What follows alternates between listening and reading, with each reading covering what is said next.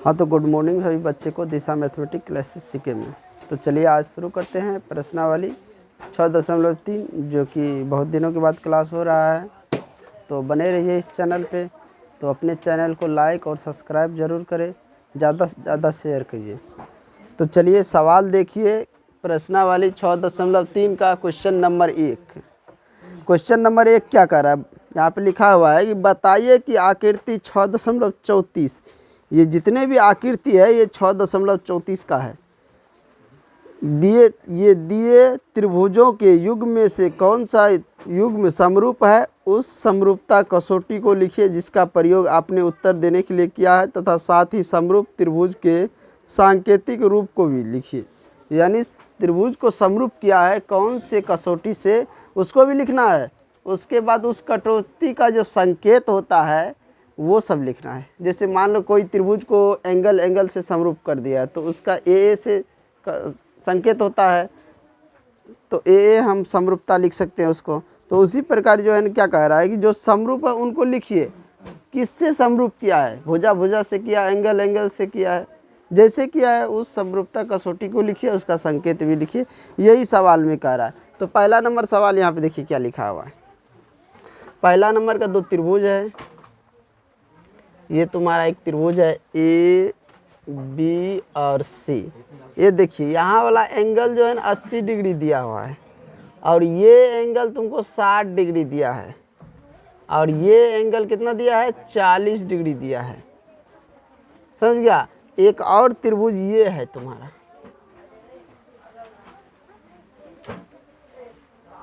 ये है P Q R. Q वाला एंगल दिया है 80 डिग्री, और ये दिया है 60 डिग्री, और ये है 40 डिग्री। तो ये देखिए बिल्कुल ये आसान है, देखो बिल्कुल आसान है। इसमें देखो सब एंगल क्या है, बराबर है ना, इस त्रिभुज का और इस त्रिभुज का। अगर देखा जाए तो ये ए के संगत ये है, तो angle A angle B angle P बराबर है, एंगल बी एंगल क्यू बराबर है, एंगल सी एंगल आर बराबर है। तो यहाँ पर हम लिख देंगे पहले नंबर में, पहला का आई नंबर में, एंगल ए बराबर एंगल पी, एंगल बी बराबर एंगल क्यू, एंगल सी बराबर एंगल आर। सब बराबर है कि नहीं, सब बराबर है। इसलिए लिखेंगे त्रिभुज ए बी सी समरूप त्रिभुज पी क्यू आर। कैसे, तो एंगल एंगल एंगल समरूपता कसौटी से, एंगल समरूपता कसौटी से, एंगल समरूपता कसौटी से क्या है, ये दोनों त्रिभुज समरूप है। यही कह रहा है यहाँ पे दिखाने के लिए। समझ में आया। तो अब इसके बाद हम दूसरा नंबर का सवाल लेते हैं, 2 नंबर। अब यहाँ पे देखिए 2 नंबर में क्या कह रहा है। 2 नंबर में भी 2 त्रिभुज दिया है, उन्हें समरूप दिखाना है। मान के चलो एक त्रिभुज ये है, ये त्रिभुज ए बी और सी, ये दिया है 2 और ये दिया है 2.5 और ये दिया है 3। और एक त्रिभुज ये है,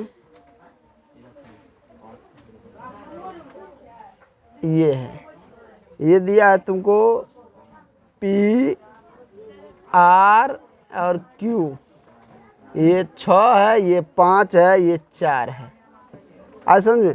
अब यहाँ पे देखो ध्यान से, इस दोनों त्रिभुज में समरूप करने के लिए हम क्या करेंगे, इसको देखो यहाँ 2 का गुना है 4, यहाँ 2.5 है, इसका 2 गुना है यहाँ 5, यहाँ 3 है तो इसका 2 गुना है 6। ये कर्ण है तो ये 6 है, तो इसमें ये कर्ण 3 है।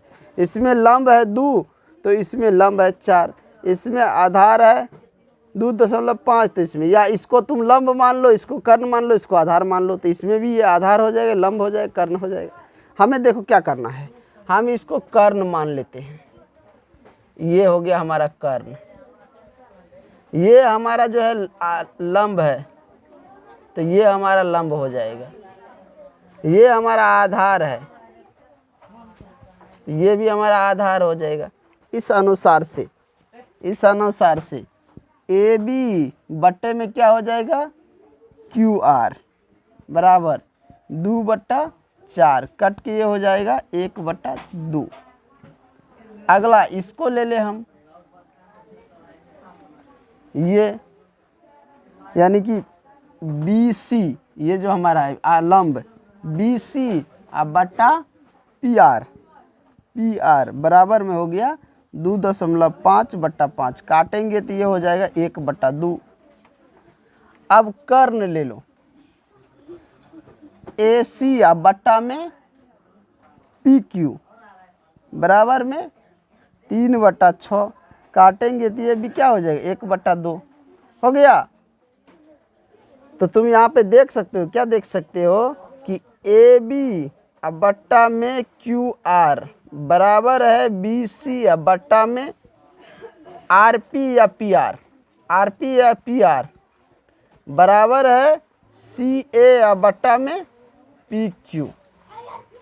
समझ गया। तो इस किस अनुसार से, यानी कि यहाँ पे भुजा भुजा, समझ गया। तो यहाँ पे लिख देंगे त्रिभुज ए बी सी समरूप है त्रिभुज क्यू आर पी। कैसे? तो भुजा भुजा समरूपता से, कसौटी से, किससे? साइड साइड से। ये क्या है इसकी, ये भुजा भुजा से क्या है, ये समरूप है, सभी भुजा बराबर है इन सब के। तो भुजा भुजा से ये दोनों क्या है, समरूप है।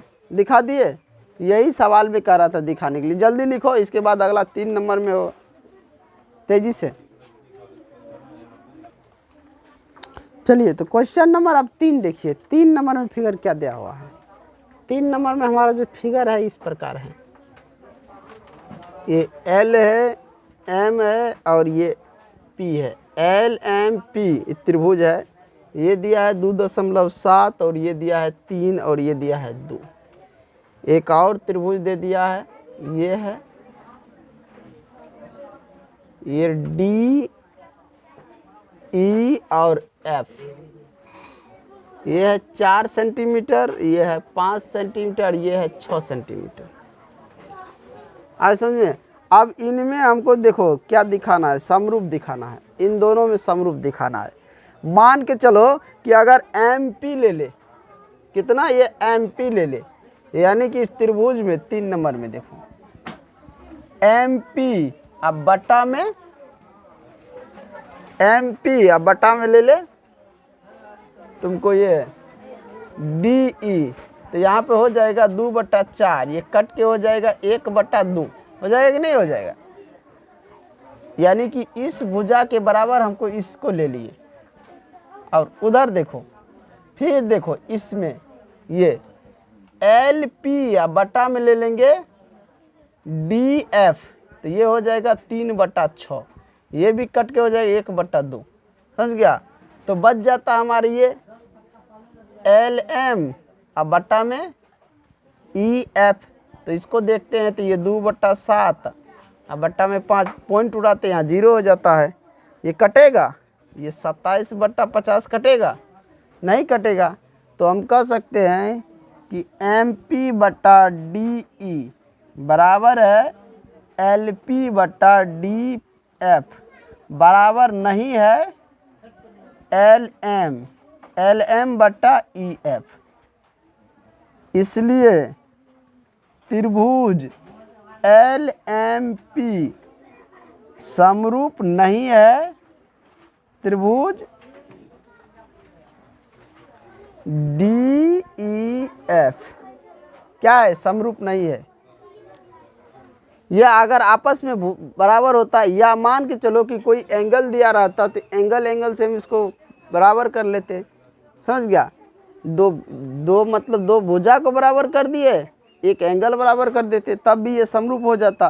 तो ये तीनों भुजा का मान दिया है, तीनों भुजा समरूप नहीं हो। ये कभी भी कटेगा तो इसके बराबर, दोनों के बराबर होगा, नहीं होगा, तो ये समरूप नहीं है। इसके बाद ये 4 नंबर का फिगर देखो। 4 नंबर यहाँ पे दिया हुआ है, देखो क्या लिखा हुआ है। ये तुम्हारा एक फिगर है, एम एन एल ये दिया है 2.5 और ये एंगल दिया है 70 डिग्री और ये है 5। फिर दूसरा त्रिभुज ये दिया है पी क्यू आर, ये दिया है तुमको 10 और ये है 5 और ये एंगल है 70। इन दोनों को समरूप कर सकते हैं। देखो ध्यान से देखो, अगर मान लो कि एम एल या एल एम के बराबर ले ले इसको क्यू आर, तो ये 1/2 हो जाएगा। इधर एम एन के बराबर ले ले पी क्यू, तो ये भी 1/2 हो जाएगा। और एंगल एम बराबर एंगल क्यू हो जाएगा नहीं, एंगल एम। यहाँ पे देखो इन दोनों भुजा से मिलकर ये एंगल बना है और इन दोनों भुजा से मिलकर ये एंगल बना, तो ये और ये एंगल बराबर है। इस अनुसार से हम यहाँ पे समरूप दिखा सकते हैं। तो बना के यहाँ पे देखो, पहले इन भुजा को ले लो, एम एन बट्टा में ये क्यू आर, यहाँ पे हो जाएगा 2.5। ये लो ये भुजा, ये पी या सॉरी ये हो पी एल, इसका ये लिए हो ये भाग, तो इसका भी ये भाग लो पी क्यू। तो पी क्यू कितना हो गया 5, इसको काटेंगे तो कितना आ जाएगा 1/2। अब दूसरा ले लो, ये ले लो ये वाला एंगल, आज समझ में, ये ले लो एम एल, तो इसमें ये ले लो क्यू आर 5/10, ये भी कट जाएगा तो 1/2 हो गया। यानी कि इन दोनों भुजा से ये एंगल बना है कि नहीं बना है, और इन दो भुजा से ये एंगल बना है कि नहीं बना है। तो यहाँ भी दो भुजा से ये एंगल बना है और यहाँ भी दो भुजा से, ये जितना यहाँ डिग्री है एंगल का उतने यहाँ है। यहाँ पे लिखेंगे एंगल एम बराबर एंगल क्यू, है कि नहीं। दोनों कितना है 70 डिग्री है। तो यहाँ पे लिखो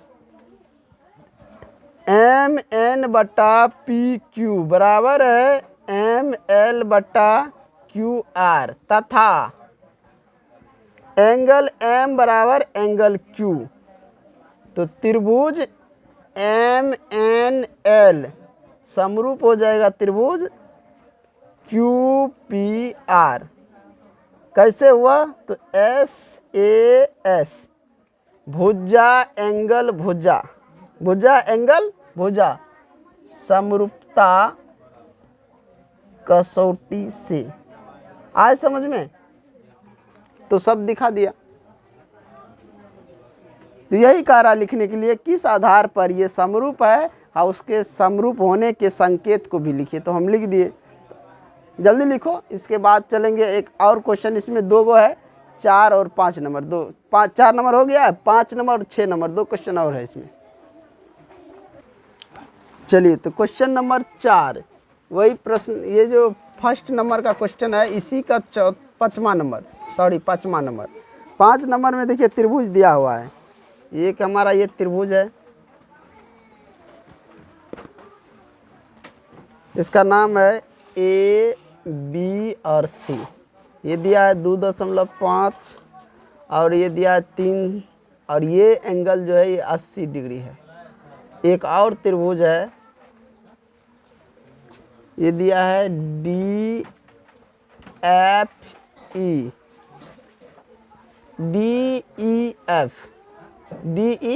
एफ। इसमें देखो ये दे दिया है 5 और ये नीचे वाला है जो 6 और ये एंगल दे दिया है 80 डिग्री। तो इसमें भी दिमाग लगाओ तो ये भी देखो समरूप दिख जाएगा।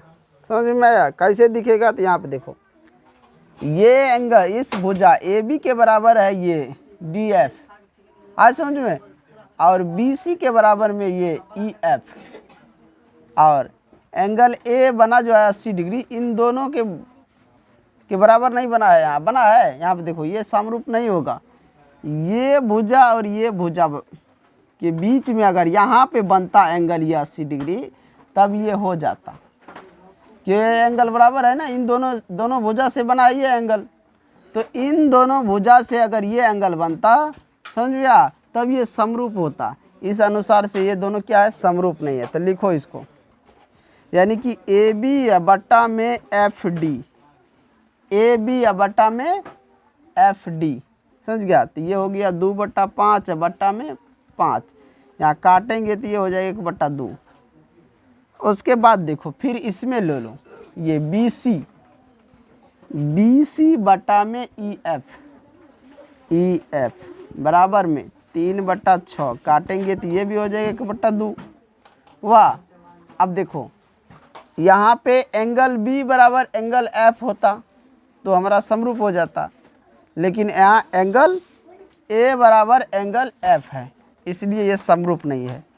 तो यहाँ पर हम लिखेंगे त्रिभुज ए बी सी समरूप नहीं है त्रिभुज डी एफ ई के, समझ गया। क्यों नहीं है, तो क्यों नहीं है तो तुम जानते हो कि ए बी बट्टा में एफ डी बराबर है बी सी बट्टा में एफ ई, एफ ई और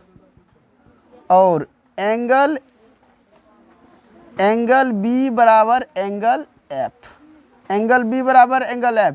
तो लेकिन यहाँ जो है यहाँ क्या दिखा रहा है, यहाँ दिखा रहा है एंगल ए बराबर एंगल एफ। ए की जगह बी होना चाहिए, बी ए की जगह बी होना चाहिए, तभी क्या होता ये हमारा समरूप होता, अन्यथा ये समरूप नहीं होगा। समझ में आया। तो ये कारण है, कारण यही है कि एंगल ए की जगह एंगल बी होना चाहिए, यानी कि ए जो है इसके जगह में ये बी होना चाहिए, यहाँ ये होना चाहिए। ये एंगल अगर होता तब ये क्या होता, ये और ये बराबर हो जाता, लेकिन यहाँ पे ए और एफ बराबर नहीं है। इन दोनों भुजा से ये एंगल बना है और इन दोनों भुजा से ये एंगल, यहाँ तो ठीक है लेकिन यहाँ गड़बड़ है। यही अगर ये यहाँ पे होता तो सही होता, समझ गया, यहाँ पे होता तो सही होता। तो यहाँ पे समझ गया किस अनुसार से ये जो है दोनों त्रिभुज समरूप नहीं है। तो इसका एंगल ए और इसका एंगल एफ ये दोनों बराबर नहीं है। यही अगर एंगल बी और एफ बराबर होते तो ये समरूप हो जाता, समझ गया। चलिए अगला 6 नंबर क्वेश्चन देखिए, एक का पहला नंबर का 6 नंबर, इसमें भी देखिए 2 त्रिभुज दिया हुआ है D F D E F. यहाँ पे देखो ये एंगल दिया है 80 डिग्री और ये एंगल दिया है 70 डिग्री, ये हमें मालूम नहीं है। एक और है ये, इसमें देखो पी क्यू आर, ये एंगल दिया है 80 डिग्री और ये एंगल दिया है 30 डिग्री, ये एंगल मालूम नहीं है। इसको ध्यान से देखो। तुम सबसे पहले क्या करो, ये एंगल इसमें निकाल लो, angle D plus angle E plus angle F बराबर 180 डिग्री होता है कि नहीं। एंगल डी बराबर हो गया 70 प्लस एंगल ई के जगह 80 प्लस एंगल एफ बराबर 180 डिग्री।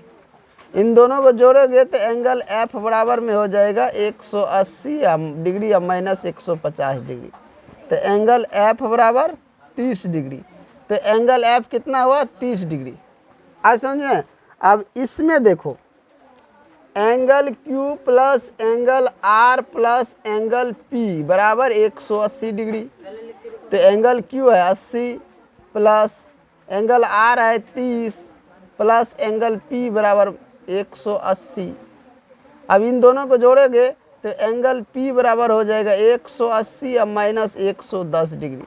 तो एंगल पी बराबर 70 डिग्री। कितना 70 डिग्री। ये एंगल तुमको 70 डिग्री। तो यहाँ पे देख सकते हो कि एंगल डी बराबर एंगल पी, एंगल ई बराबर एंगल क्यू, एंगल एफ बराबर एंगल आर, एंगल आर, ये सभी एंगल एक दूसरे के बराबर है कि नहीं है।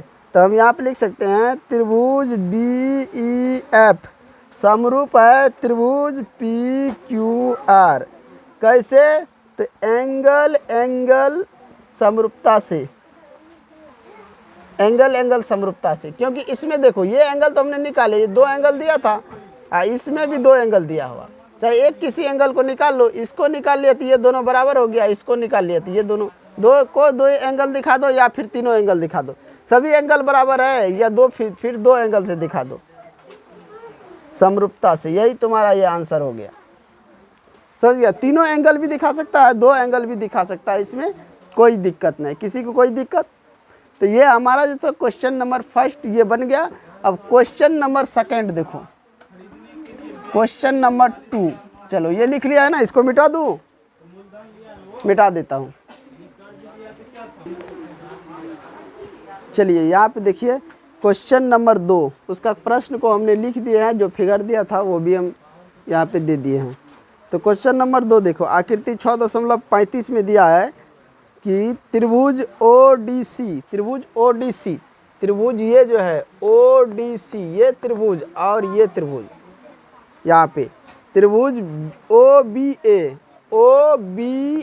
ये दोनों त्रिभुज क्या है, समरूप है इसमें सवाल में। दूसरे आगे क्या कह रहा है, एंगल BOC,